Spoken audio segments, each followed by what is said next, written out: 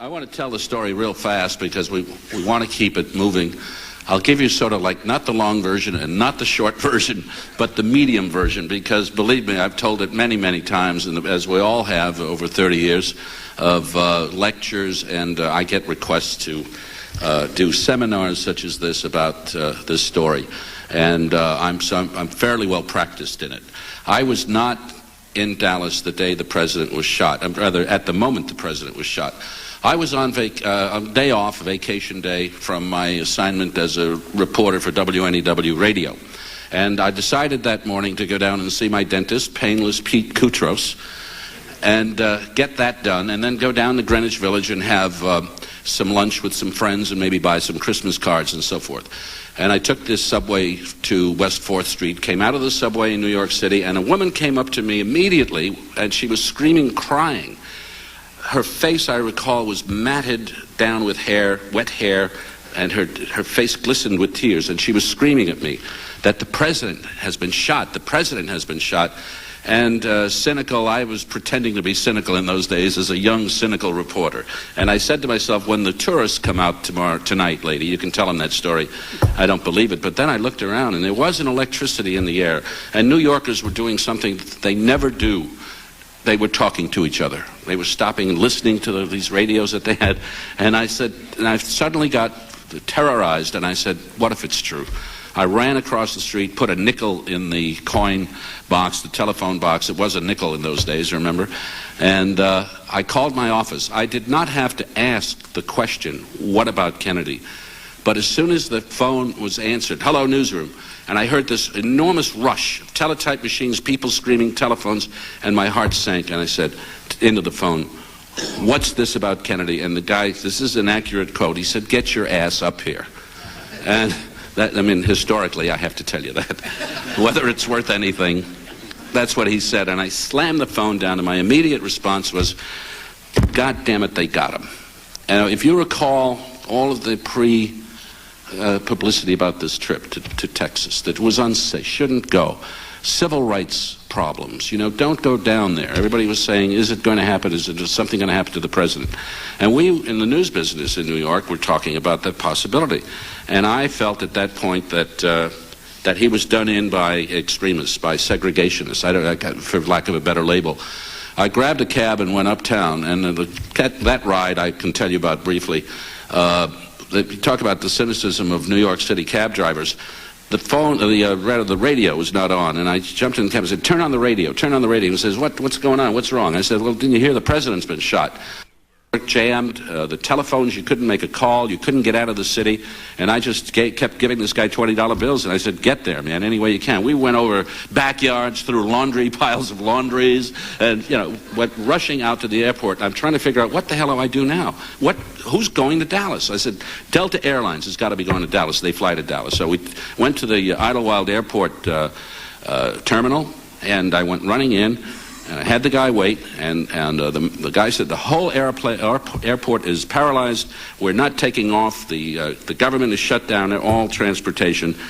But he said, I understand that a flight is leaving, a special flight is going from American Airlines. So I ran back, went to American Airlines, and indeed they were preparing an airplane which was supposed to go to California, and they just told all the early passengers, you're not going. The FBI and the Secret Service taking this plane, and it's using it. Sorry, you have to wait till the airport opens. So I managed to get on that airplane, loaded very quickly with FBI and Secret Service people and as many news people as could possibly get on.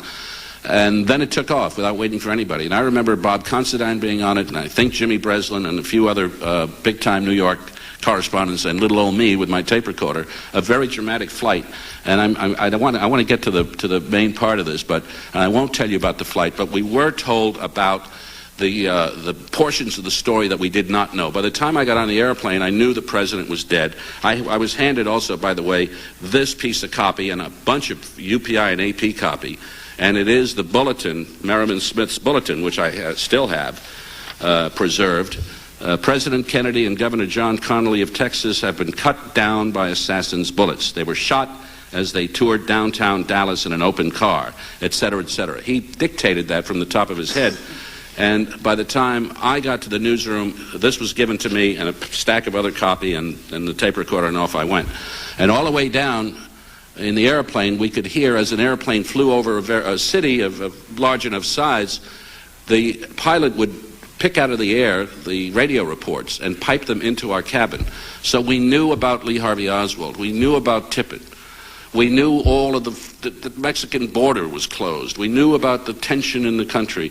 And by the time we landed in Dallas at Love Field at 8 o'clock that evening, after flying to Washington from New York to pick up other Secret Service people and FBI agents, stopped there and then went straight down to Dallas.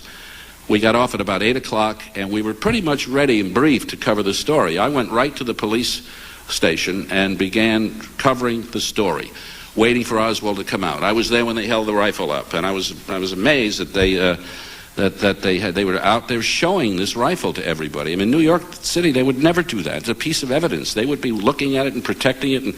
And here, walking down the hall was a detective holding this thing up in the air, and that astounded me.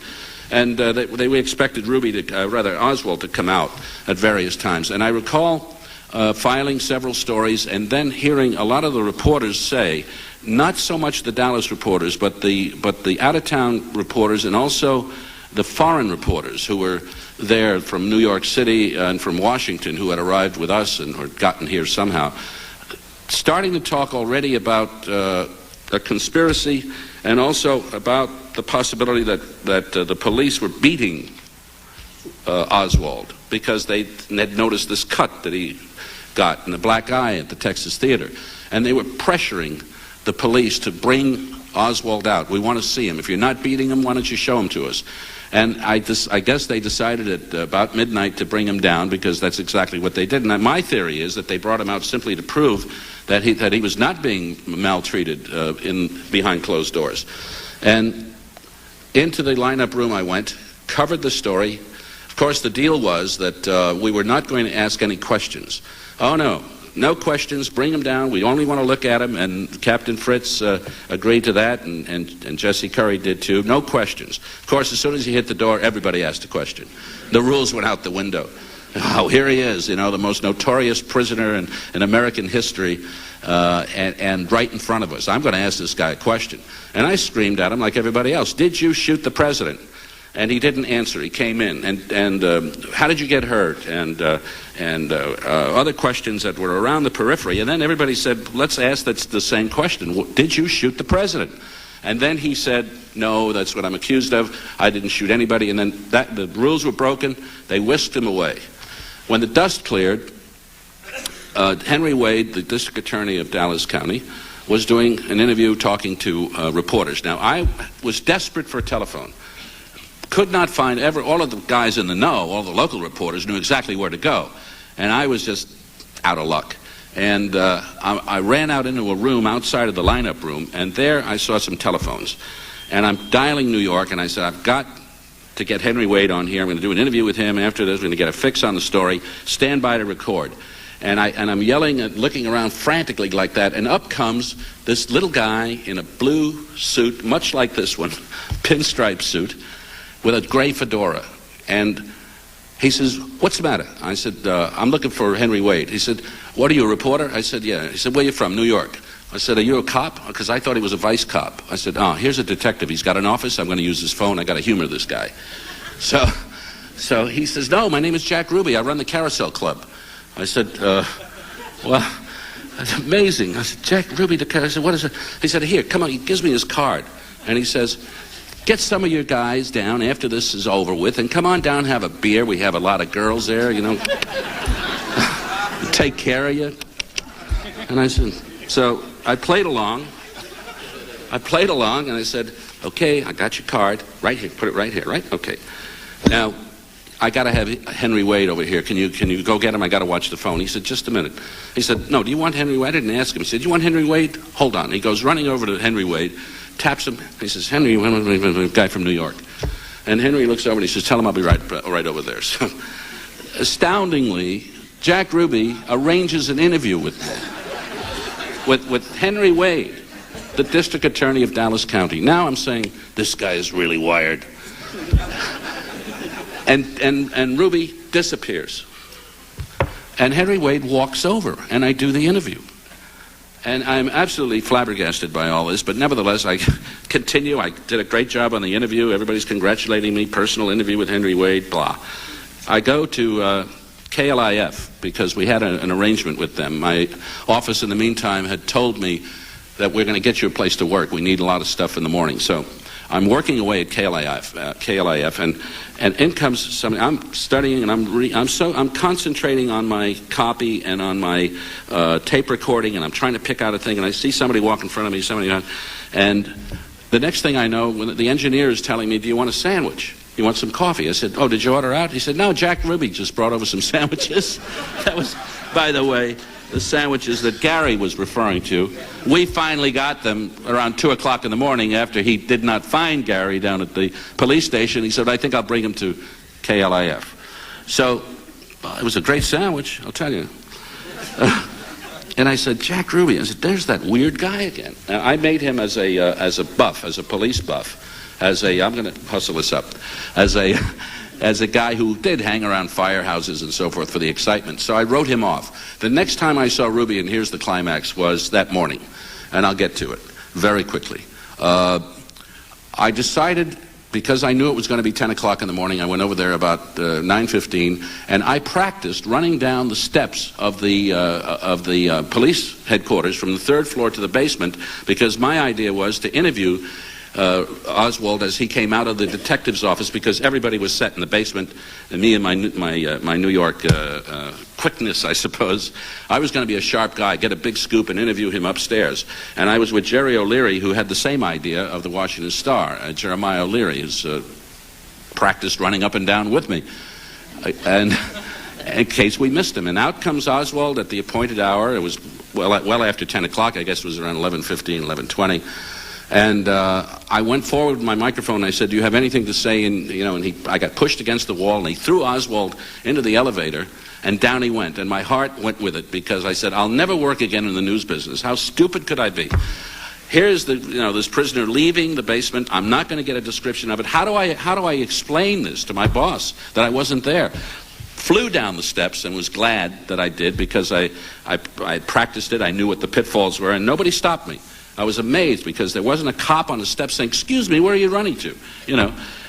Into the basement, and I looked around because I expected everybody to be dissolved and leaving and taking notes after Oswald had left. No, he's still being signed out.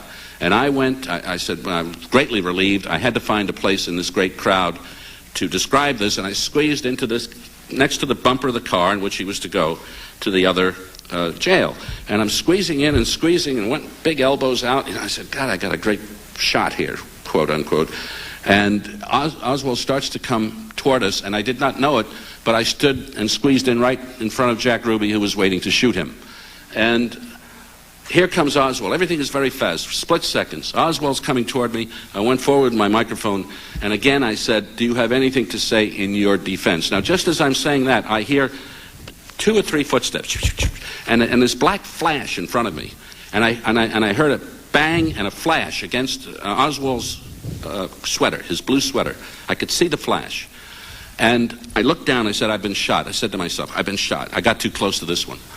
And too close. And I realized I wasn't shot. But here is Oswald collapsing, moaning, being dragged in, a big fight in front of me. And I said to myself as a reporter, and I hope you students in the future listen to this one, you'll come upon a time when you will be met with a story like this, perhaps, where you have a choice of shutting up, freezing, and doing nothing, or talking, or writing, or taking a note, and being cool. I had that choice. I said to myself, if you never say anything ever again into a microphone, you have to say it now. This is history. You will be judged on these words. You're almost your entire existence. All this is going through my mind in split seconds.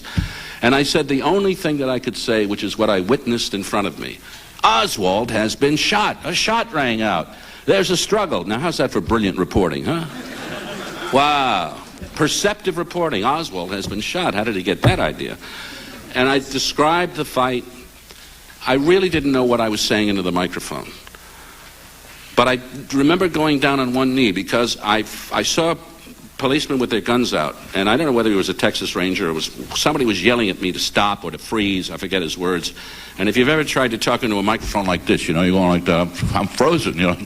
I can't do anything. But I keep on broadcasting, and guys had their weapons out, spread eagle, and they were looking around. And I felt at that time that if there was a backfire, and there was one before we saw Oswald, or if a gun had gone off accidentally, there would have been a crossfire. There would have been a terribly tense crossfire, and I was right in the middle of it. Okay, and I'm going to wrap it up right now. So I went down and I kept on broadcasting, and I guess I did a fairly good job because it has received several awards. It's part of the permanent collection of the Broadcasting Museum and is on permanent display, the Museum of Broadcasting in New York, and I'm proud to say that it is also my notes and so forth are on display here on the 6th floor. And a fairly good job of reporting for a young guy who was under a lot of stress. Let me just wrap it up by saying two things. A couple of corrections for history's sake. You heard on the tape, holy mackerel, right? I did say those words, and I'm not proud of those words as a reporter, a guy who's supposed to be great with words under stress. Holy mackerel, is that a great thing to say? I did say that, I admit it, I'm not proud of it, but I said it way after that event. I was running, my tape recorder was still going, I did not know it was going, and I was simply, as I was running up the steps of the police station to try to get a telephone, I was trying to assess what had happened. This enormous story, one little guy with a tape recorder, how am I ever going to dig out of this big hole? And I just said, holy mackerel, unbelievable. I was saying that to myself. An editor in New York, in the days before we had editorial integrity, editing integrity, I should say, where you have to leave history alone, took that phrase, oh, that's a great phrase, let's put it up in front, right after he was shot, and therefore has changed broadcasting history. I did not say it at that point. The last thing was, I ate the sandwiches, 10 o'clock, okay, I think I covered it all. I do have a couple of other things, but they're peripheral. And I thank you. That's my story. Very good, Ike. Thank you, Ike. Thank you.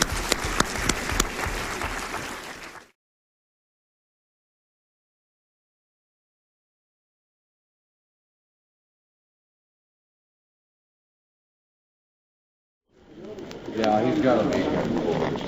There he is. There he comes. Now the prisoner wearing a black sweater, he has changed from his T-shirt, is being moved out toward an armored car, being led out by Captain Fritz. Here is the prisoner. Do you have anything to say in your defense? There's a shot. Oswald has been shot. Oswald has been shot. A shot rang out. Mass confusion here. All the doors have been locked. Holy mackerel. A shot rang out as he was led into his car. The shot, there's a mass confusion there. Rolling and fighting. As he was being led out, now he's being led back. He was thrown to the ground. The police have the entire area blocked off. Everybody stay back. Is the yell. Did you see it? What happened? Yeah, I saw the guy. There's a man, a rather stocky man with a hat on, a dark... stocky man with a hat on? He rushed, he crashed, and he shot him there, and I saw the flash, and Oswald said, oh, and that's it. Oswald doubled over. There was a big struggle on the ground. Just a moment earlier, I had, no doubt foolishly, jumped in front of him to get in the last question, to ask him what happened, whether he had anything to say in his defense, and then a split second later, the shot rang out. I thought he was one of the detectives. You know, he had a hat, and so he was well dressed. That's what I remember. Had you seen him before? I think he had his hat. There were none of us in this area. One of the wildest scenes I've ever seen. Let me see if I can reconstruct it. Lee Harvey Oswald was coming out in a garage in the police headquarters at Dallas. He was being led out by Captain Fritz, who had been interrogating him for 2 days. He was wearing a black sweater. There were a mass of reporters and cameramen. We were all lined up. I was directly opposite Oswald. And as Oswald came out, I leaped forward and I said, "Do you have anything to say in your defense?" Immediately after that, the shot rang out. There was a man posing as a reporter in the crowd here. Somehow he got in. Somehow he got through the police protection and police cordons. And now an ambulance is being rushed in here. Here is the ambulance. Screaming red lights. People, policemen. I saw the guy and he was... Let me get back over here. An ambulance has arrived. They are rushing a mobile stretcher in.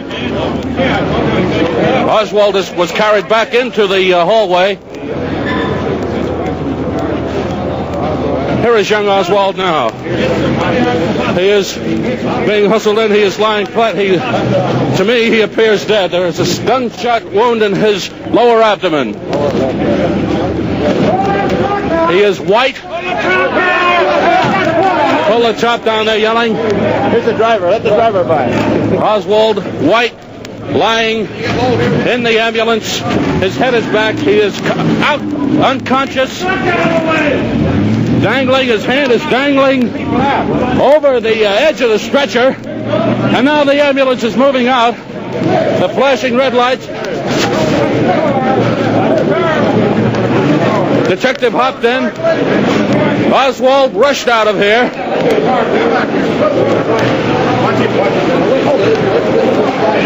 Tremendous struggle on the ground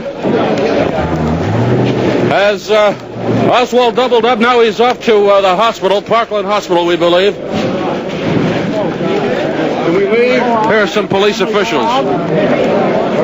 Who was he? Jack Ruby is the name. Jack Ruby? Ruby, Carousel Club. He runs the Carousel Club? He handed me that card the other day. He was in. What did he say? He was in the He was in the headquarters here. This gentleman doesn't more about it than I did. I know him. What did he Here say it is. killed him? I got a card from him the other day. This guy for years. Here he is. Jack Ruby. Is this him? Carousel Club? Yeah. Okay. Jack Ruby, I saw him around several Are you sure of that? He's been looking at the chief, sir. Who's going to give a complete briefing on this Chief thing? Curry, head office on the 3rd floor. As soon as we can get it on. Who is Jack Ruby? Jack Ruby, who we noticed the other day, he was hanging around the police headquarters. Apparently he's very well known here. And he was in the offices and mingling around, and now, so we understand, he has shot Oswald. Holy